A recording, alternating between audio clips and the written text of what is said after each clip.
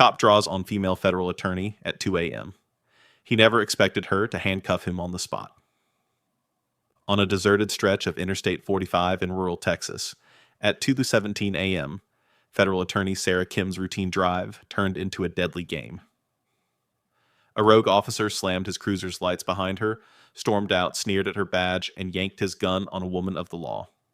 Her heart pounded, her pulse steadied. She knew one wrong move would cost her everything. But 2 minutes later, the hunter found himself in handcuffs, and justice snapped back. This is the moment she refused to be a victim and forced the system to answer.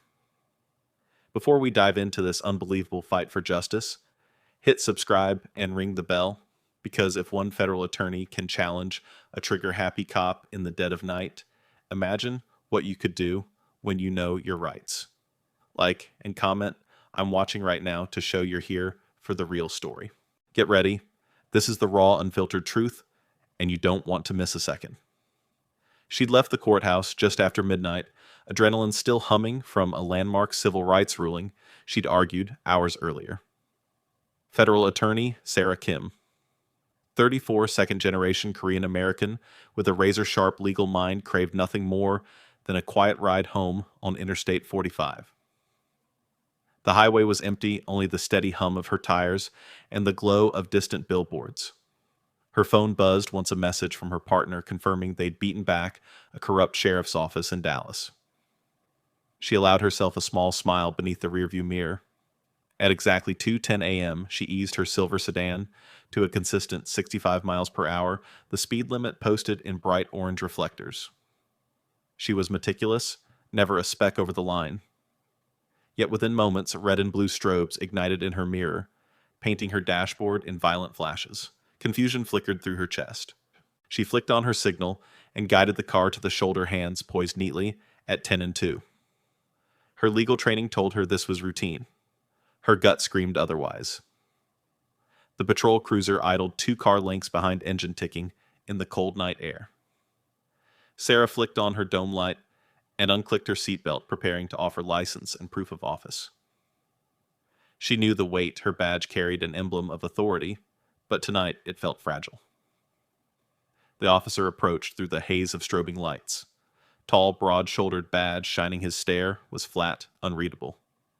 Not a greeting, only a curt license and registration. His hand hovered near the gun at his hip, while the other clenched a tactical flashlight. Sarah's pulse quickened as ice slid down her spine.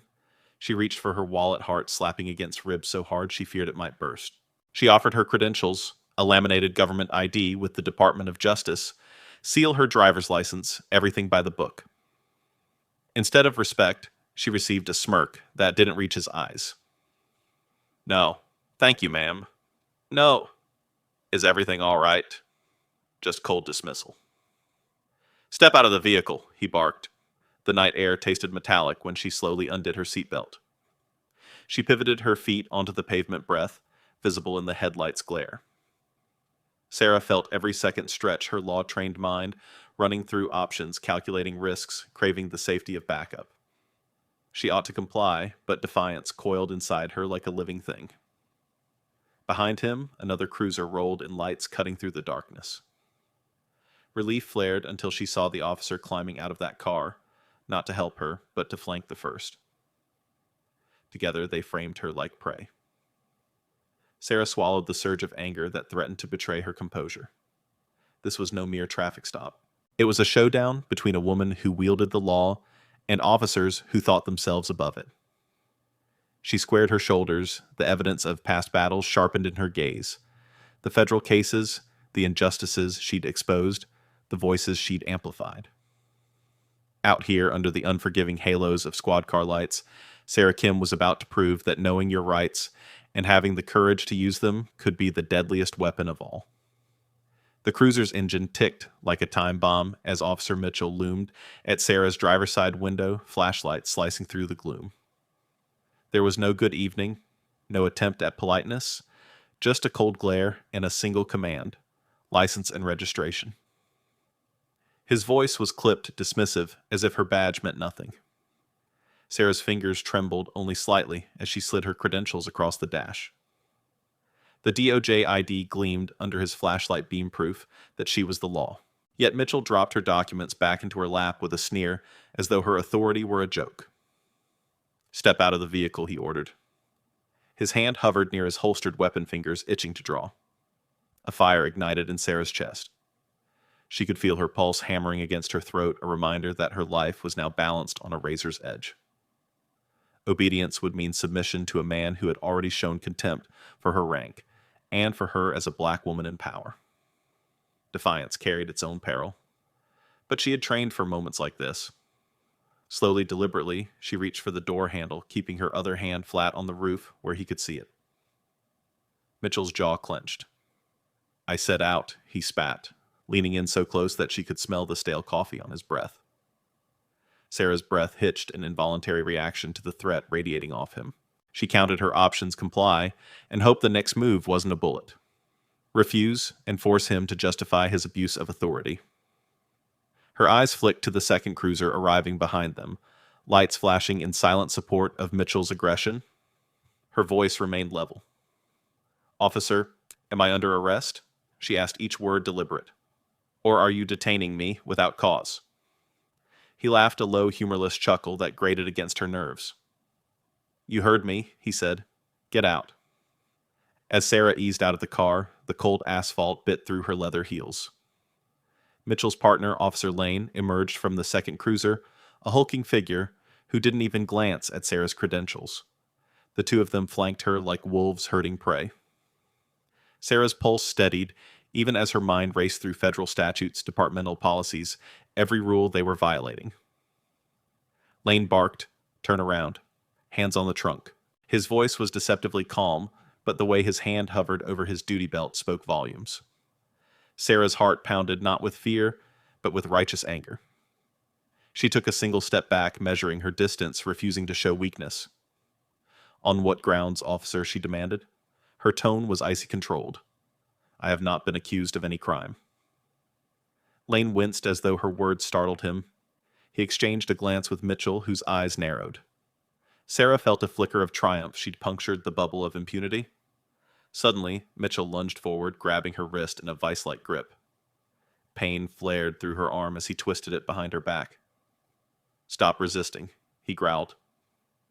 His partner raised a radio to call in noncompliance, cementing the lie that would justify any brutality that followed. Sarah's breath rattled in her chest. The night air turned sterile and sharp. She could taste the coppery tang of adrenaline. Panic and clarity warred inside her. Panic at the violence, clarity in knowing that every word, every movement was being recorded by her concealed phone camera. She'd activated Federal Safe the moment she saw the lights, a legal fail-safe she'd helped draft for just this kind of abuse. "Let go," she said, her voice low and unwavering. "You're assaulting a federal officer." Mitchell's grip only tightened. His partner stepped closer, blocking the tiny triangle of light where her phone rested on the hood. Sarah's vision tunneled around the barrel of the gun Mitchell now had in his hand, aimed at her temple. Time slowed. She felt the weight of every second, every droplet of sweat sliding down her spine. In that instant, rage surged through her veins, coursing hotter than fear. She pictured every innocent person he'd terrorized before. She saw each story she'd prosecuted: the homeless protester, the undocumented mother, the black teenager pinned under a hood. Each of their silent screams fueled her resolve. Then, cutting through the suffocating stillness, came a voice. "I'm recording this." It was faint, but the authority behind it was unmistakable. Sarah's head snapped to the side, and there, 20 feet away, stood a solitary witness phone aimed at the scene. The glow of the screen reflected in his glasses, proof that their brutality would no longer hide in darkness. Mitchell's finger twitched near the trigger. She saw the flicker of doubt behind his grimace. Lane froze, radio half-raised, uncertainty rippling across his face. Suddenly, the air shifted, power slipped from their hands. Sarah inhales deeply, drawing strength from the witness's defiance. "Let her go," the voice called again, steel in every syllable. "Now." For a heartbeat, nothing moved. Then sirens wailed in the distance, real backup, not the phantom reinforcement Mitchell had hoped for. His posture sagged, the gun lowering slightly. Lane's stiff posture softened into hesitant compliance. Sarah's arm dropped to her side, her gunshot silence more potent than any shout. Under the strobing blue lights, the two officers finally released their grip. The nightmare was ending, and justice was circling back around them both. In those 8 minutes of escalating hostility, Sarah Kim had stared down the barrel of hate and walked away the victor. What began as routine had become a crucible, forging a testament to courage, preparation, and the unshakable power of accountability. Sarah's heart hammered as the witness's voice cut through the chaos. In that instant, she knew she couldn't simply survive, she had to flip the script. The gun muzzle wobbling against her temple transformed from a threat into an opportunity. This was her turning point. She swallowed the lump in her throat and spoke with the calm authority that had toppled corrupt sheriffs in the courtroom. "Officer Mitchell," she began, her voice steady. "I am a federal attorney. I'm recording this encounter. Every violation you commit tonight will be documented and used against you." Mitchell's grip on the weapon slackened for the briefest moment, just enough for her to slip her thumb across the concealed Federal Safe app icon on her phone. Instantly, a high-definition video stream began uploading to a secure DOJ server, time-stamped and encrypted. She'd helped design this tool for exactly this scenario, a real-time record of abuse of power. Lane shifted his weight uncomfortably. Sarah's words were a blade cutting through his own doubts. She pressed her advantage. "Dispatch to Internal Affairs." She continued, projecting her voice so the dashcam mic would pick it up. "We have an unlawful detention and assault on a federal officer. Badge numbers 4239 and 5571, cruiser units 12 and 14. Backup en route." Behind her, the second cruiser's radio crackled in surprise. Mitchell's code of silence was already fracturing. The men exchanged a glance that trembled between panic and rage. Sarah's plan was unfolding perfectly. She'd baited them into overreach, then weaponized their excess against them. She stepped closer, hands clearly visible, and laid out the next stroke. "You can let me go, now cooperate fully, and this ends quietly. Or you can escalate, use that gun, resist arrest, and your careers are over before the morning sun." Her gaze burned into Mitchell's eyes, unblinking, unyielding. The strobe lights from real backup blinked in the distance, growing louder. Sarah timed her final move. "Captain Reyes," she called, addressing the sergeant who'd just arrived, "I need you to take immediate custody of these officers. They've assaulted a federal officer and brandished a weapon unlawfully." Within seconds, 2 uniformed state troopers swarmed in, weapons holstered, but authority radiating from their disciplined posture. They cuffed Mitchell and Lane before the men could mount any protest. Sarah took a deliberate step back, letting the formal arrest proceed under the glare of every camera, her plan for public accountability now complete. In the span of 3 minutes, she transformed from prey to judge, jury, and executioner of their misconduct. Her revenge wasn't violence. It was exposure procedure and the unassailable weight of due process. Every illegal shove, every threat, every dropped word was cataloged on secure servers and primed for DOJ action. As the troopers guided the disgraced officers to the cruisers, Sarah exhaled, tension releasing like steam from a pressure valve. She tapped her phone, confirming the encrypted footage was live, and that the nation's top civil rights watchdogs were already streaming it to their oversight boards. Her chest tightened with a surge of vindication and relief. She had turned the darkest moment of her night into an unbreakable trap for 2 men who thought themselves untouchable. In that cold Texas dawn, justice would not be a whispered hope, it would be a headline. Sarah watched as the troopers led Mitchell and Lane to the rear of the cruiser, their cuffs clicking like the final notes of a confession. But her revenge wasn't over. It was only just beginning. She stepped forward, phone in hand, and spoke into the live streaming mic, her voice steady and resonant. "This is Federal Attorney Sarah Kim. You're witnessing the lawful arrest of 2 officers who assaulted a federal agent, threatened her life with a firearm, and violated the very oath they swore. This recording is encrypted and time-stamped for the Department of Justice." The moment the words left her lips, three things happened at once. First, her Federal Safe app automatically blasted the uncut footage gun barrel inches from her face. Mitchell's sneer, Lane's menacing posture, to a secure DOJ server, and to senior leadership's tablets. Second, the dash cams on both cruisers unwittingly left, rolling captured her declaration. And third, within seconds, the bystander's phone stream popped up on social media feeds under Yart Officer Down, Shut Your Justice for Kim, and Lower Your Cam on Cop. Back in her car, Sarah tapped a sequence on her screen that triggered an automatic notification to the DOJ's Civil Rights Division. A chime echoed in her earpiece her assistant Malik, confirming that the footage had reached Washington. She gave a curt nod to the troopers. "I'll walk you through the evidence chain at the station," she said, voice cold as leather. As she moved to the shoulder, she switched to the secure Case Builder interface, dragging time-stamped video clips into a preliminary complaint form. She tagged the violation unlawful detention assault with a deadly weapon abuse of authority. Each entry auto-populated with statutes and past precedents, building a watertight case. The app even generated a draft press advisory for DOJ Public Affairs, ready for review. Officer Mitchell had bowed, tried once to speak, his voice cracking. "You can't do this to us." But Sarah cut him off. "You did it to yourselves." She replied, her tone lethal in its calm. "The evidence speaks for itself." She tapped send to IA, and instantly, Internal Affairs investigators got the alert. 2 active duty officers under criminal investigation. Behind her, other cruisers arrived, their headlights swinging up the roadside. Local reporters leapt from SUVs, cameras trained. Sarah knew the optics mattered. She stepped forward into the glare, arms uncuffed, but hands open. "My name is Sarah Kim," she announced to the lenses, "and today we proved that nobody, not even those sworn to protect us, is above the law."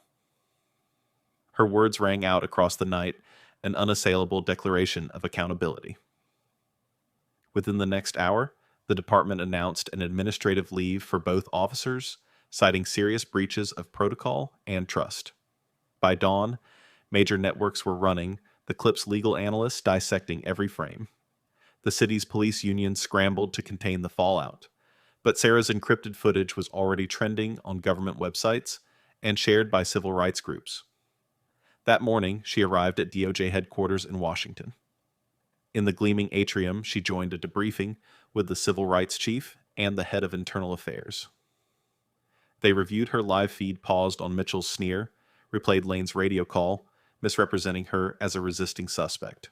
Each violation was cataloged, each sanction pre-ordered criminal charges, disciplinary hearings, mandatory retraining, or termination. Later, at a press conference flanked by senior DOJ officials, Sarah recounted the events in concise, damning detail. "We launched an immediate inquiry," she told the cameras. "Evidence was secured in real time. Today, 2 officers are in handcuffs, and justice has been served." The crowd erupted into murmurs of approval, and headlines the next day declared, "Federal attorney outsmarts abusive cops. Cops arrested on the spot." By noon, Mitchell and Lane had been arraigned on assault and civil rights violation charges. Bail was denied. The judge cited the severity of their actions and the risk of evidence tampering. Their department placed them on unpaid suspension, stripping their badges and firearms. Sarah watched the docket outcomes scroll across her screen. Pretrial hearings, set discovery deadlines issued. As the sun climbed higher, messages flooded her inbox notes of gratitude from community leaders, invitations to speak at legal symposiums, civil rights organizations offering to fund her officer accountability initiative. Sarah allowed herself a brief private smile. In the space of 10 minutes, she had transformed from a target into an agent of systemic change, and ensured that every detail of their abuse would be scrutinized, challenged, and punished. Tonight, the road will be silent again. But whenever someone asks what happens when power goes unchecked, Sarah Kim's story, etched forever in video and law, will be the answer. Within hours, the footage had circled the globe. News anchors replayed the moment Officer Mitchell's hand trembled on the holster, juxtaposed with Sarah Kim's unwavering calm. Social media exploded hashtags like Justice on the Highway and Sarah Kim trended as millions demanded accountability. In Dallas, the police department held an emergency press conference. The chief of police, visibly strained, faced a barrage of questions. "These actions are unacceptable," he admitted, voice tight. "We will cooperate fully with the Department of Justice and Internal Affairs." His statement echoed across cable networks, but viewers saw the real story, a department scrambling to contain a scandal that unfolded live before their eyes. Civil rights organizations issued statements within the same hour. The ACLU praised Sarah's exemplary courage, calling the incident a watershed moment for police accountability. Local activists rallied outside the department headquarters, holding signs that read, "Badge doesn't override, rights and lights don't equal license to kill." Their chants rippled through city streets demanding systemic reform. At DOJ headquarters in Washington, Sarah stood beside Deputy Attorney General Ramirez as he announced a full-scale investigation into both officers and the department's culture of impunity. Cameras captured her expression, equal parts steely resolve and relief. When asked if she feared retaliation, Sarah replied, "No, the truth is my shield." That line became the banner of countless commentary pieces plastered across opinion columns the following morning. Back in her hometown, Sarah received an outpouring of support. Former clients whose civil rights she defended sent messages of gratitude. Colleagues shared the encrypted link to the full 12-minute video praising her foresight in using Federal Safe. Malik, her assistant, joked in a group chat, "You just broke the internet and changed the law." Judge Catherine Liu, who had presided over Sarah's landmark case weeks earlier, tweeted, "Incredible demonstration of justice under fire. Proud of her, Sarah Kim DOJ, for holding abusers of authority to account." Her tweet was retweeted thousands of times, consolidating Sarah's reputation, not only as a brilliant attorney, but as a symbol of resistance. Meanwhile, Mitchell and Lane sat in separate holding cells. Their defense attorneys scrambled to negotiate bail, but prosecutors opposed, citing the severity of assaulting a federal officer with a weapon. Bail was denied, and the judge ordered pretrial detention, underscoring the gravity of their misconduct. Within 48 hours, both officers were arraigned on felony assault and civil rights violation charges. Media coverage labeled it the fastest arrest of on-duty officers in modern Texas history. On camera, Sarah reflected on the public reaction. Her voice was measured, carrying the weight of every name she championed in court. "This isn't just about one traffic stop," she said. "It's about every person ever silenced by those sworn to protect. Today we showed that the law can and must protect everyone equally." Her words resonated, driving spikes in DOJ recruitment inquiries and inspiring calls for analogous safe passage laws in other states. By the end of the week, the police department announced comprehensive reforms, mandatory body cameras with automatic upload, external oversight committees, and bias training for all officers.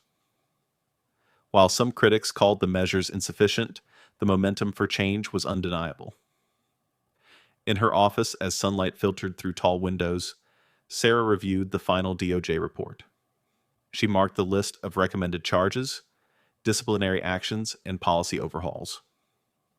A soft smile crossed her face. Justice at last was more than a concept. It was a living, breathing reality. And for every viewer who'd clicked to watch her story, Sarah's journey became a beacon proof that one determined individual, armed with knowledge and courage, can transform fear into power and outrage into lasting reform. In the aftermath, one truth stands out. Unchecked power is the greatest threat to justice. Officer Mitchell and Lane believed their uniforms placed them above scrutiny. But the very tools they used to oppress became the instruments of their downfall. Sarah Kim's use of technology, legal expertise, and sheer resolve turned a moment of terror into a blueprint for accountability. Their barrel-pointed moment underscores the critical lesson that every citizen, no matter how vulnerable, can arm themselves with knowledge. Federal Safe wasn't just an app. It was a declaration that transparency is non-negotiable. When power is wielded in darkness, recording lights become beacons of truth. But technology alone isn't enough. Sarah's calm, methodical invocation of her authority highlights the importance of understanding your rights. She didn't yell or panic.